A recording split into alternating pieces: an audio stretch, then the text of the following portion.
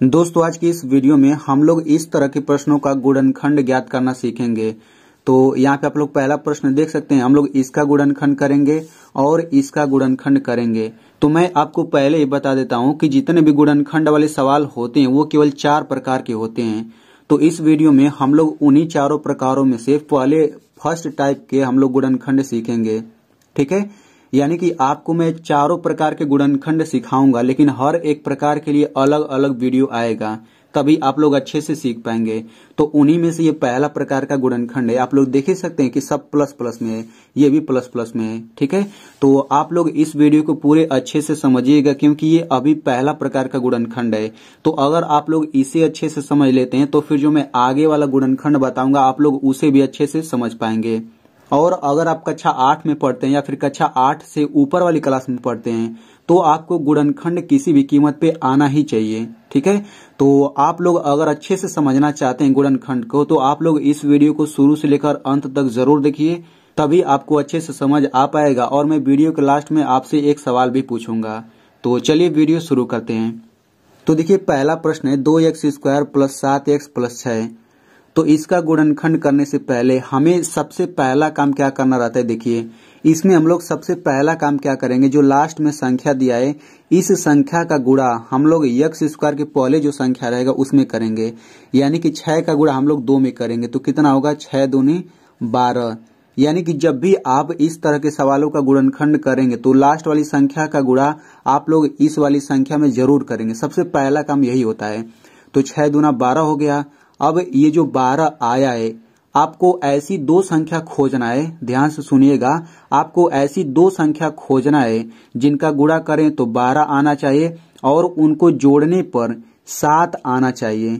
यानी कि अगर लास्ट वाली संख्या के पहले प्लस है तो उन दोनों संख्याओं को जो आप खोजेंगे उनको जोड़ करके 7 आना चाहिए। यानी कि x के पहले जो रहता है वही आना चाहिए यहाँ पे जोड़ करके, क्योंकि प्लस है ना, प्लस का मतलब जोड़ना होता है। तो आप ऐसी दो संख्या खोजिए जिनका गुणा करें तो 12 आ जाए और उन्हीं दोनों संख्याओं को जोड़ने पर 7 आना चाहिए। ठीक है, तो सबसे पहले आपको दोनों संख्या खोजना होगा। तो चलिए खोजते हैं। तो देखिए 2 छक्का 12 होता है। ठीक है, 2 छक्का 12 होता है। यानी कि हमें दो संख्या मिल चुकी है जिनका गुणा करने पर 12 आएगा। अब हम इनको जोड़ करके देख लेते हैं कि क्या 7 आता है। तो देखिए 2 में 6 जोड़ेंगे तो ये 8 आता है, 7 नहीं आता। यानी कि जिस संख्या को हम लोग खोज रहे हैं वो संख्या 2 और 6 नहीं है। तो अब हम लोग दूसरी संख्या खोजेंगे। तो देखिए 12 को हम लोग ये भी तो लिख सकते हैं 4 गुणा 3। देखिए 4 में 3 का गुणा करेंगे तो 4 3 12 होता है। अब देखिए 4 में 3 जोड़ेंगे तो 7 भी होता है। यानी कि जिन दोनों संख्याओं को हम लोग खोजना चाहते थे वे दोनों संख्याएं 4 और 3 है। तो चूंकि इनको गुणा करने पर 12 आ गया तो हमने गुणा के रूप में लिख दिया। अब इनको जोड़ने पर 7 भी आता है, इनको हम लोग जोड़ करके भी दिखा देते हैं। तो 4 में 3 जोड़ेंगे तो कितना होगा, 7 होगा। ठीक है, तो हमें इस पहले समीकरण से मतलब नहीं है, हमें ये जोड़ वाला समीकरण है ना, हमें इसी से मतलब है। तो देखिए यहाँ पे x है तो हम लोग क्या करेंगे, इन सभी संख्याओं के बाद x लगा देंगे।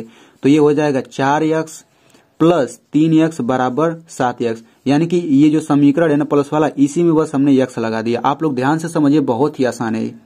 तो देखिए अब हम लोग क्या करेंगे, चूंकि यहाँ पे आप लोग देख सकते हैं कि 7x जो है, अब x का चूंकि सभी में गुणा करेंगे ना तब भी ये दोनों बराबर ही रहेगा। यानी कि 4x में 3x जोड़ेंगे तो ये 7x आता है।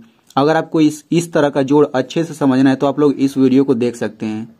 तो देखिए यहाँ पे आप लोग देख सकते हैं बीच में बराबर लगा है, यानी कि 4x + 3x ये जो पूरा है ये 7x के बराबर, यानी कि 4x + 3x ये पूरा बराबर है 7x के। तो जब दोनों बराबर चीज है तो हम लोग इस 7x को हटा करके हम ये पूरा रख सकते हैं, क्योंकि दोनों बराबर चीज है। तो बिल्कुल वही काम करेंगे हम लोग। ये हो जाएगा 2x² प्लस है तो प्लस लिख लीजिए। अब इस 7x को हटा करके हम ये पूरा रखेंगे। क्यों रखना है, क्योंकि 7x के ये बराबर है, तो हम लोग ऐसा कर सकते हैं। तो 4x + 3x हो गया, फिर +6। तो देखिए जैसे ही हम लोग बीच वाले को हटा करके ये रखा तो यहाँ पे ये 4 पद आ गया।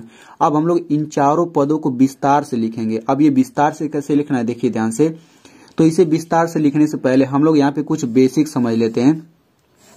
तो देखिए एक रूल होता है कि जब भी कोई संख्या आए और उस संख्या के तुरंत बाद अंग्रेजी का कोई लेटर आ जाता है, यानी कि ABCD ऐसे पूरा Z तक, पूरे 26 होते हैं ना, तो जब भी कोई संख्या आए और उसके बाद अंग्रेजी का लेटर आए तो उनके बीच में हमेशा गुणा होता है। एग्जाम्पल के लिए जैसे यहाँ पे 3 यक्स है, तो देखिए 3 संख्या हो गया, यक्स अंग्रेजी का लेटर हो गया, तो ये एक साथ है कि नहीं, इनके बीच में कोई चिन्ह नहीं, मतलब गुणा का चिन्ह होगा।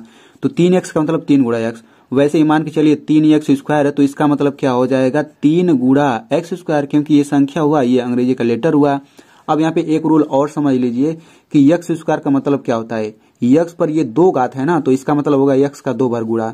यक्स पर 3 घात का मतलब होता है यक्स का हम लोग 3 बार गुणा करेंगे। ठीक है, तो आप लोग इसका मतलब समझते रहिए। तो बिल्कुल इसी तरीके से इसको हम लोग गुणा के रूप में लिख लेते हैं। तो 2 एक्स स्क्वायर का मतलब क्या होगा, 2 गुणा एक्स स्क्वायर होगा, तो एक्स स्क्वायर को हम लोग एक्स गुणा एक्स लिख सकते हैं।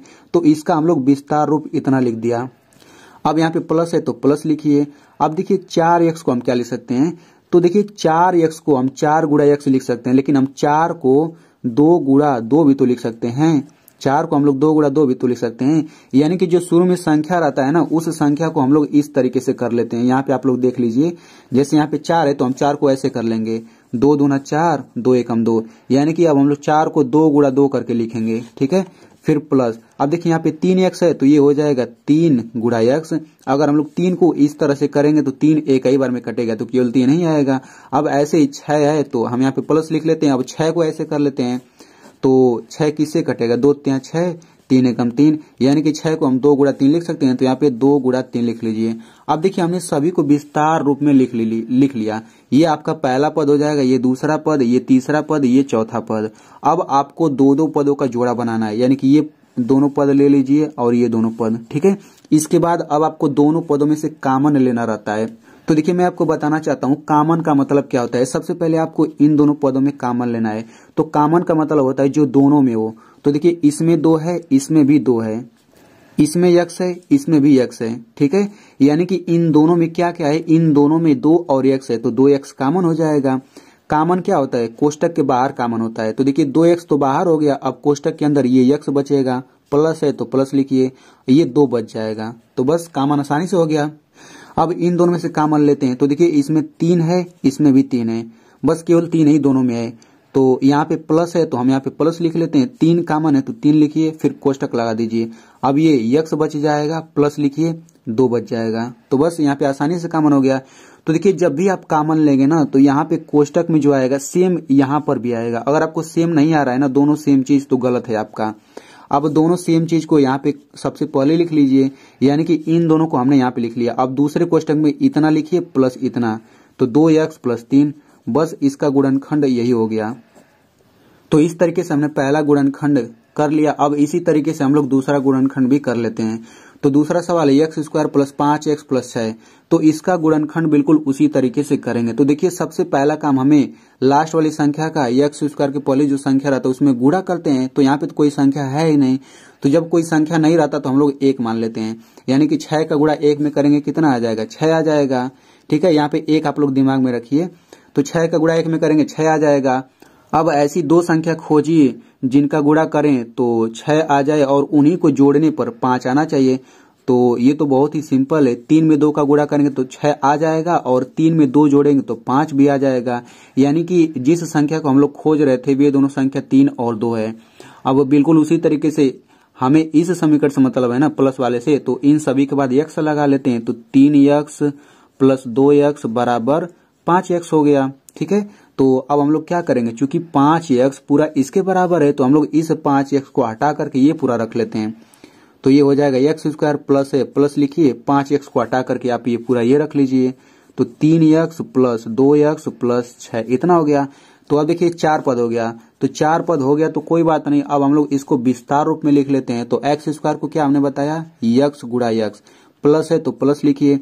अब 3x को लिख सकते हैं 3 गुणा x, क्योंकि देखिए अगर x के पहले जो संख्या आ रहा है अगर वो बड़ी संख्या आ रही है ना, तो हम लोग बिल्कुल इसी तरीके से हम लोग कर लेंगे। ठीक है, छोटा संख्या है तो हम लोग वैसे ही कर सकते हैं, ये प्लस। अब 2x को लिख सकते हैं 2 गुणा x, यहाँ प्लस है प्लस लिखिए। अब 6 को हम लोग ऐसे करेंगे तो 2 गुणा 3 आएगा, तो 6 को लिखिए 2 गुणा 3।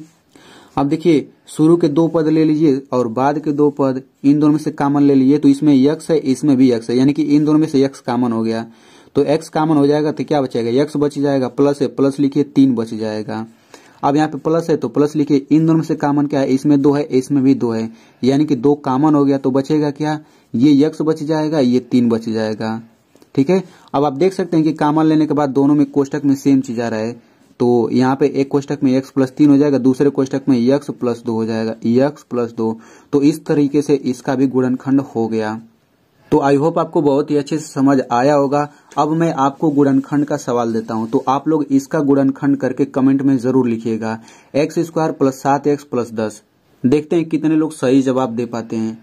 दोस्तों मेरा आप लोगों से एक रिक्वेस्ट है कि अगर आपको ये गुणनखंड समझ आ गया है तो आप लोग इस वीडियो को अपने दोस्तों के साथ जरूर शेयर करिएगा, उन्हें भी समझ में आ जाएगा। और वीडियो को आप लोग कम से कम 1 लाइक जरूर करिएगा, क्योंकि वीडियो के पीछे बहुत ही मेहनत होती है।